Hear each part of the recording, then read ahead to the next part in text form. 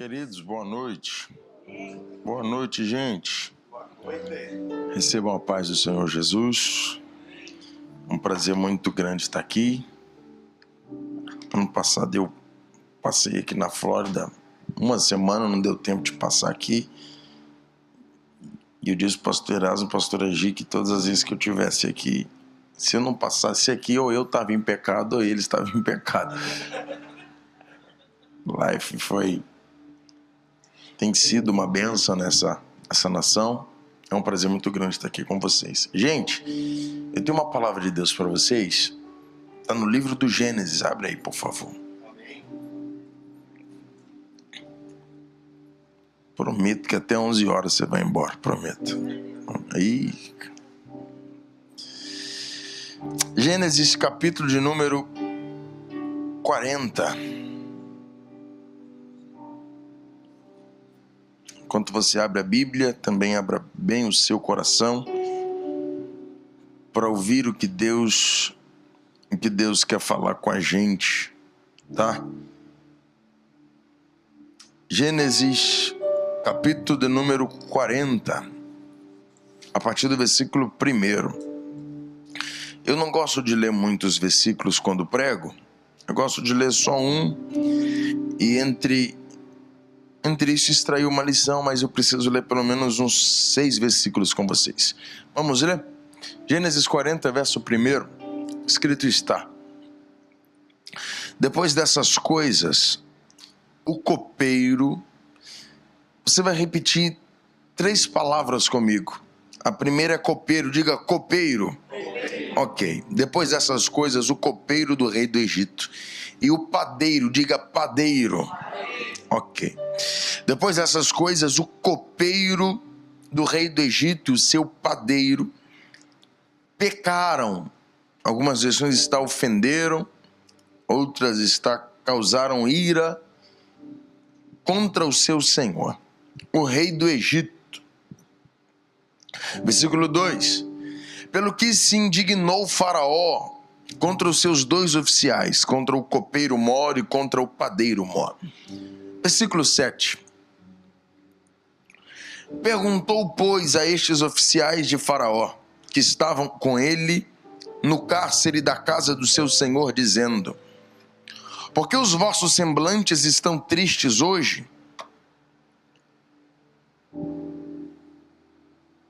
Responderam-lhe: tivemos um sonho e ninguém há que interprete. Pelo que disse José: porventura não pertence a Deus as interpretações? Contai-mo, peço-vos.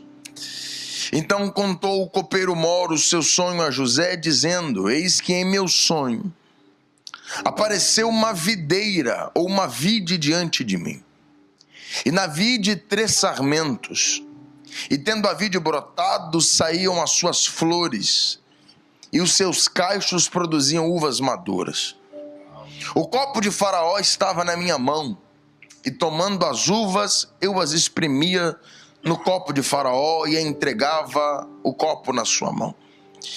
Então disse-lhe José: eu tenho a interpretação e essa é: os 3 sarmentos são 3 dias. Diga 3 dias. Ok. Eu pedi para você dizer copeiro, padeiro. Ok.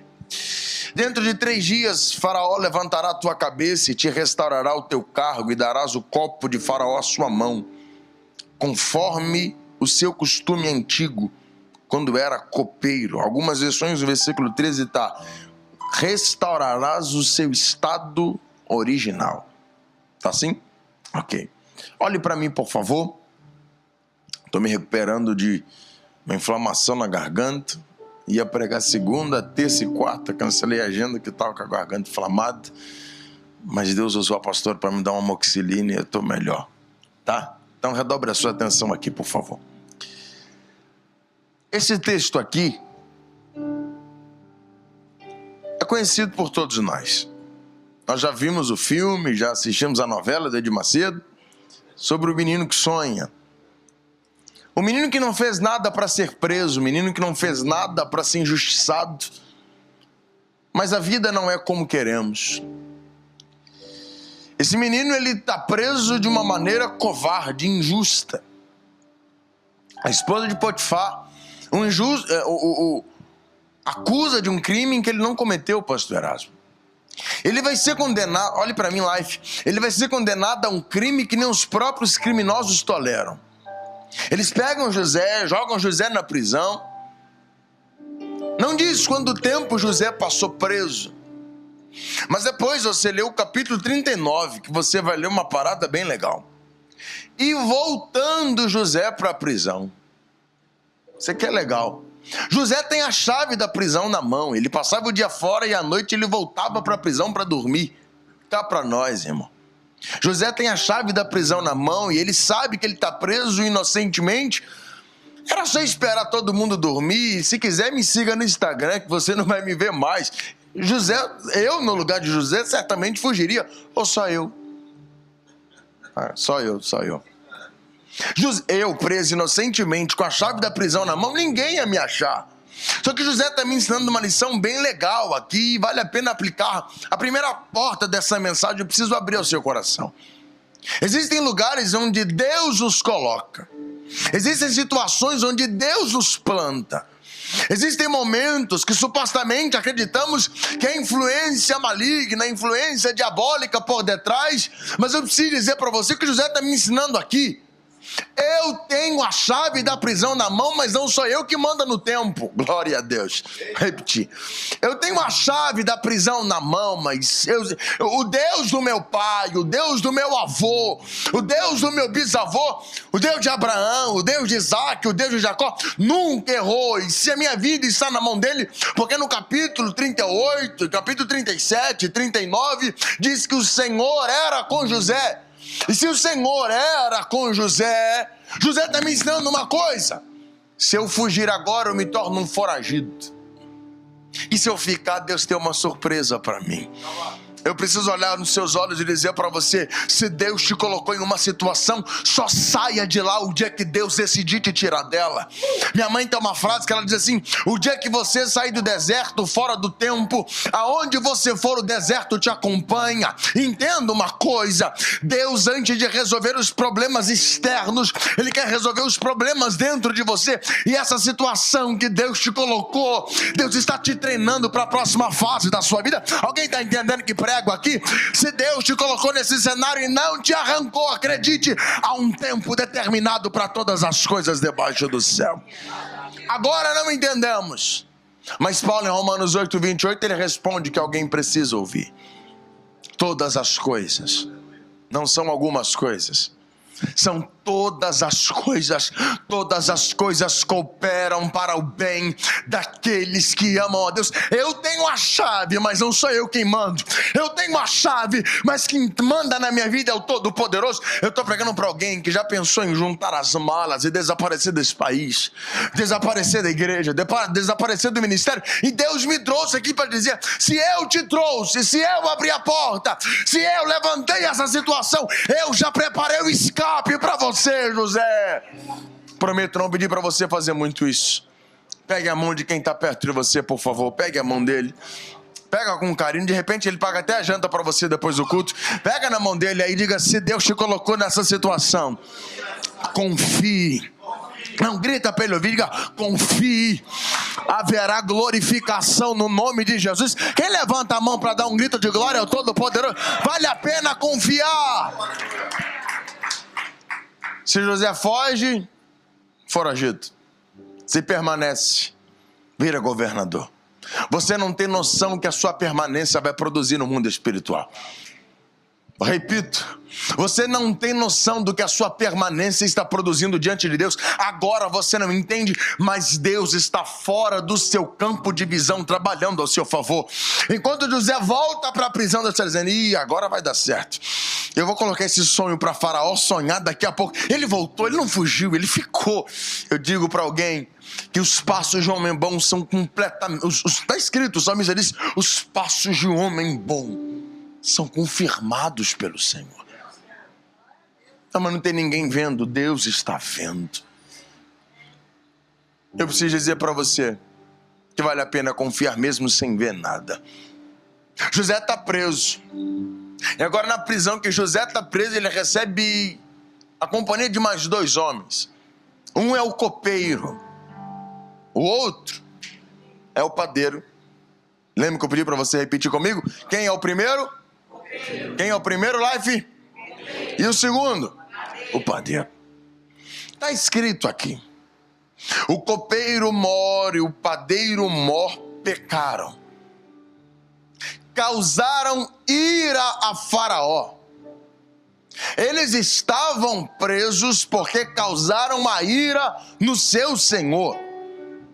E se Faraó os colocou presos, porque Faraó quer, consequentemente, matar ambos. Só que até uma noite que os dois têm um sonho. Isso é bem legal. Os dois sonham. Eu preciso que você redobre a atenção agora, que agora vai ficar gostoso. Os dois têm um sonho, pastora Gisele. E José está vendo o semblante deles, José está vendo que eles não estão bem. José olha para eles e diz: o que está acontecendo com vocês? Vocês não estão legal. Conta para mim o que está acontecendo.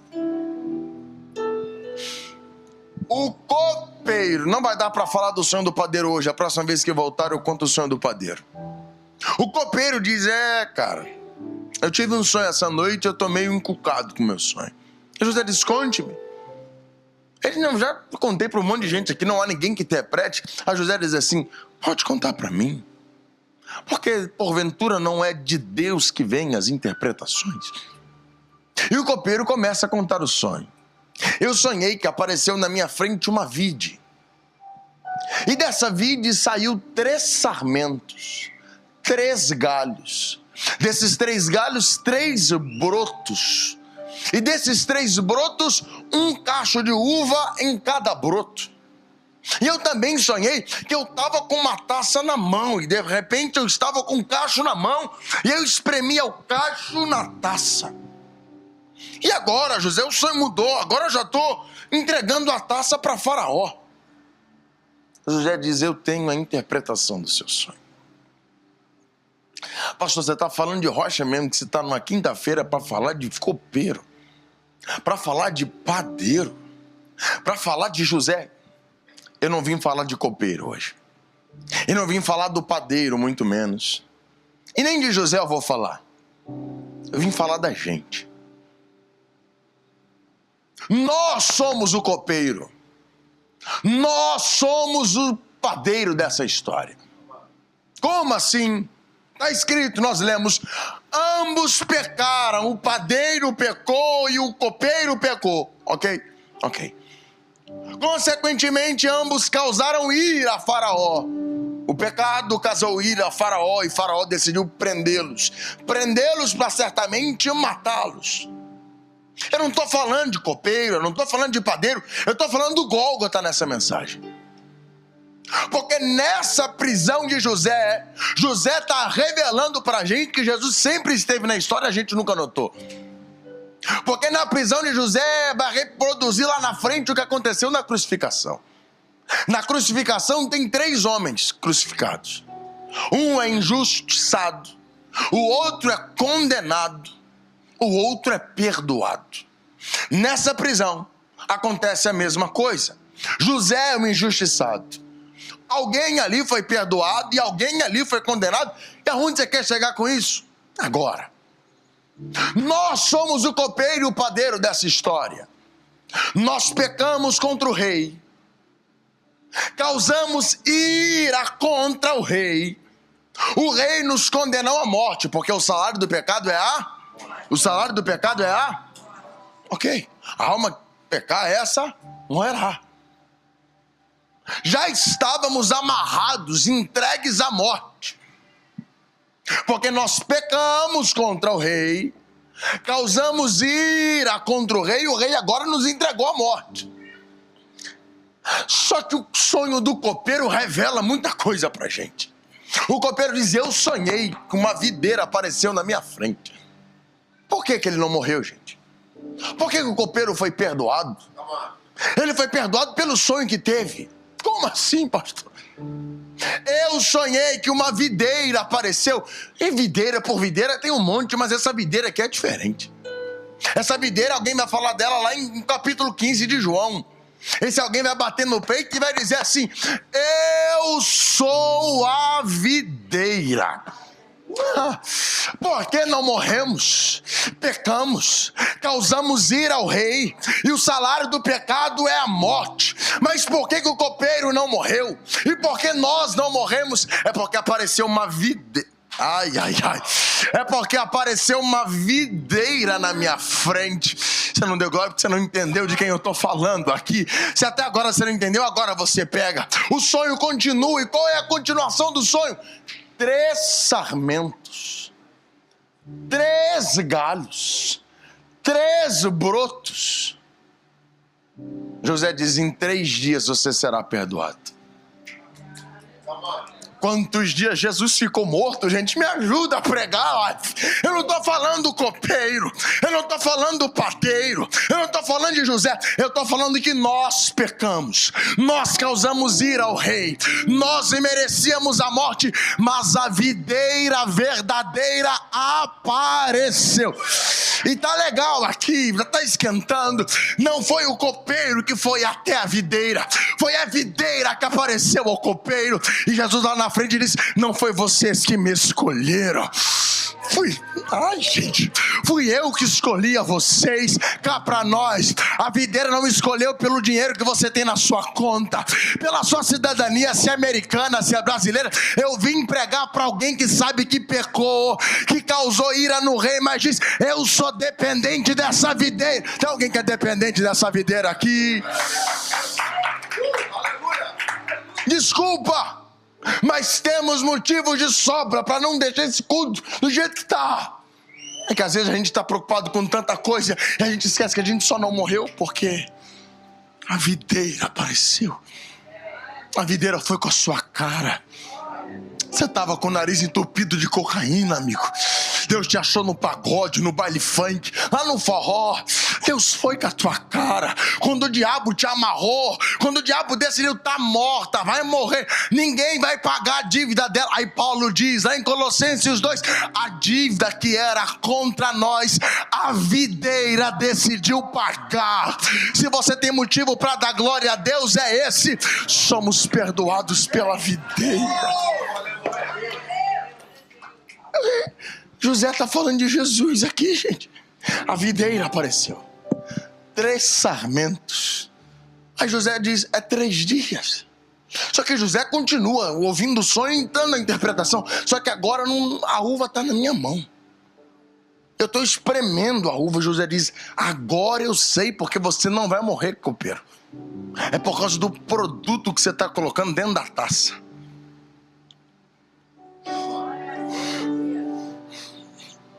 Nós pecamos, nós causamos ira ao rei, nós merecíamos a morte, mas o sangue de Jesus... Eu queria pegar essa boca sua e dar glória, não tem jeito, eu vou repetir: mas o sangue de Jesus. E Pedro diz assim: se andarmos na luz, como Ele na luz está, temos comunhão um com os outros, e o sangue de Jesus, o seu Filho, nos purifica de todo pecado.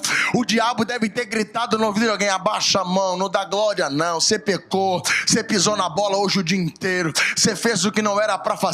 Mas esfrega na cara de Satanás: eu pequei contra o rei, causei ira ao rei, mas a videira decidiu me perdoar. Só quem é salvo pelo sangue. Desculpa, irmão, mas a nossa geração, eu vim na Assembleia, eu vim no movimento pentecostal, o brasileiro gosta de amuleto. Ele gosta de um óleo ungido, uma vassoura de fogo ungida. Aqui não tem isso não, graças a Deus. Na BH tem uns caras que consagram a vassoura e vende a R$500. Lá em BH, lá no Brasil, tem uns profetas do Pix. Assim que a notificação chegar aqui, a revelação desce. Que loucura! Só vive atrás desses amuletos quem não conhece a videira. Vou repetir, gente. Vou repetir. Só vive atrás dessa galera de óleo ungido, de lenço ungido, de vassoura ungida, quem não conhece a videira, irmão. Eu tenho a videira, não preciso de mais nada. Tem alguém aqui que pode dar glória a Deus pela videira? Aí essa galera fica de igreja em igreja. Não, vou ali que tem um profeta que revela. Vai ler a palavra, conhece a videira. Vamos fazer uma campanha. Campanha pra quê? Você é filho, você é herdeiro. Tudo que é do pai é seu. Eu vim pregar para alguém que tá na hora da gente parar os nossos cultos e valorizar a videira. Ô, gente, eu queria estar sentado aí, ter dado esse glória. Eu tô me segurando, eu tô com vontade de marchar aqui, mas eu tô me segurando. Pegue na mão de quem tá perto de você, diga: a videira te ama demais. E grita pra ele: a videira vai aparecer para alguém da tua casa. Alguém recebe profecia, ninguém da tua família vai ficar de fora do que Deus vai fazer. Há um tempo de salvação se aproximando. Dá um grito de glória para eu entender que você tem.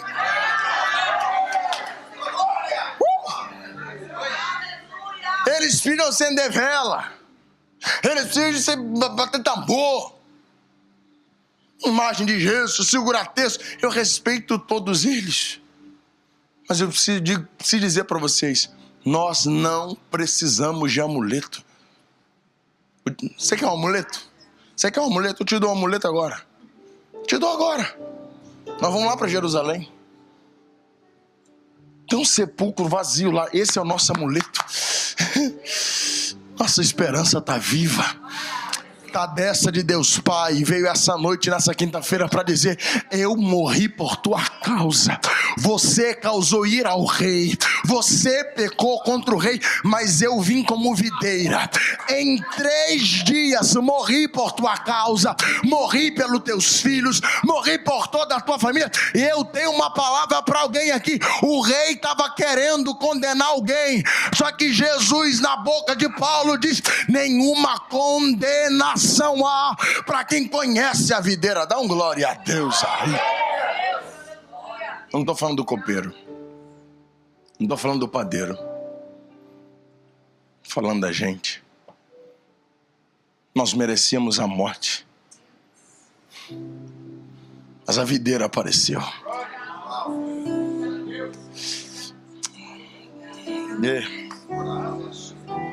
A videira vai aparecer para alguém da tua casa.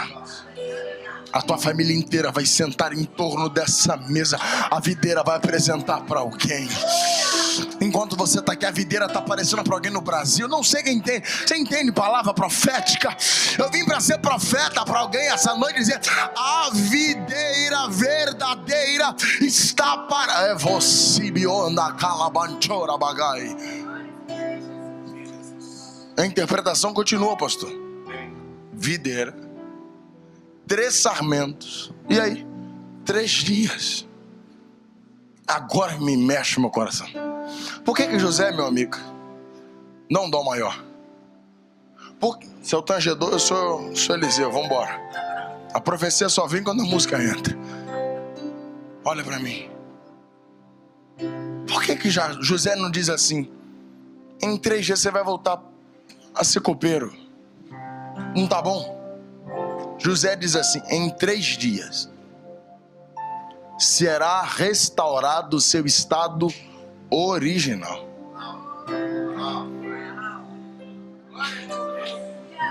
Aí ele continua: em 3 dias voltará a servir o rei.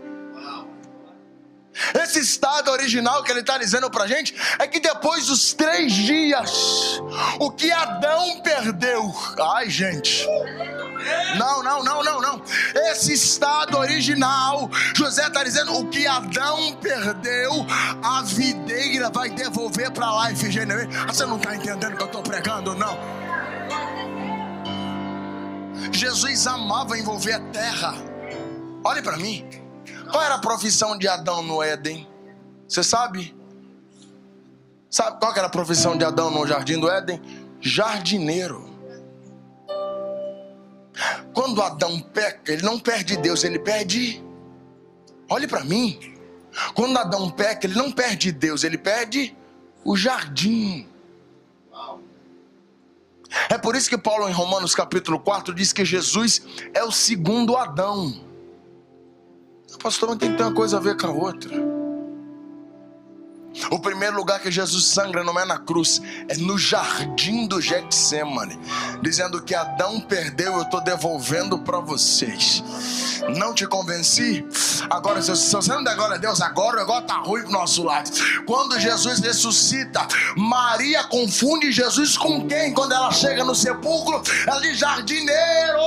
Ela acha que Jesus é o jardineiro. Aí ele responde para ela: porque você está procurando no meio dos mortos aquele que está vivo. Em 3 dias. Em 3 dias. Em 3 dias. Ou sexta-feira sombria, ou sábado sinistro, mas domingo pela manhã, ele morreu como um cordeiro, mas ressurgiu como um leão. E eu tenho uma palavra para alguém aqui dentro. Você tem motivo de sobra para glorificar a Deus, porque estávamos condenados à morte. Satanás já estava com nosso nome escrito no livro da morte. Tinha alguém aqui que está cheirando até fumaça ainda do inferno, mas glória a Deus por Jesus Cristo, a videira apareceu. 3 dias somos perdoados e agora voltamos para o relacionamento com o Rei. Então glória a Deus, quem está entendendo o que estou pregando aqui. Depois eu conto do padeiro. O padeiro é outro elemento da ceia. O copeiro sonha com vinho, o padeiro sonha com pão. Isso aqui é outra mensagem. Mas olhe para mim. Você tem motivo para glorificar a Deus? Por mais que o dinheiro não tenha na conta, por mais que não tenha documento nesse país, você é cidadão do céu. Isso é motivo para você dar glória a Deus até amanhã. Ele foi com a tua cara, independente do que você fez. Ele te ama do jeito que você é. O copeiro viu a videira, e nós estamos vendo a videira mais uma vez. É por isso que na ceia Jesus diz assim: fazei tudo isso em memória de mim. Nós não conhecemos Jesus, nós não vimos Jesus, mas a nossa mente, a gente não tem na nossa memória uma memória fotográfica. A gente tenta imaginar ele andando sobre as águas, mas a gente não consegue. A gente tenta imaginar a mulher do fluxo de sangue tocando na orla das suas vestes, mas a gente não consegue. A gente tenta imaginar o paralítico descendo do telhado, mas a gente não consegue. Qual que é a única memória que a gente tem, mesmo sem ver? É um homem seminu nas portas de Jerusalém, crucificado. Sabe o que Jesus está querendo dizer? Todas as vezes que você se lembrar de mim, lembre-se de mim pendurado na cruz por amar a você. Se formos agora lá no norte do Brasil, tem um sepulcro lá. Nesse sepulcro tem uma lápide, está escrito assim: aqui os restos mortais de Padinho Cisso, pai da cultura umbandista. A gente for na França, em Lyon, tem uma lápide lá, e essa lápide está escrito assim: aqui os restos mortais de Allan Kardec, o pai do espiritismo. Se a gente for em Meca, se você não der glória a Deus, agora eu vou fazer o apelo, você aceita Jesus. Tem uma lápide lá, pastor Erasmo. Nessa lápide está escrito assim: aqui os restos mortais de Maomé, o pai do islamismo. Se formos à Índia, em Bodhgaya, tem uma lápide lá. Nessa lápide está escrito exatamente assim: aqui os restos mortais de Siddhartha Gautama, o Buda, o pai do budismo. Mas se você for lá em Jerusalém, tem uma lápide lá, mas está escrito exatamente assim: ele não está aqui, ele já ressuscitou. Adore a videira essa noite, celebre a videira essa noite. Você foi perdoado pela vida. Aplauda Jesus pela videira. Levante a sua mão, fique de pé para cantarmos.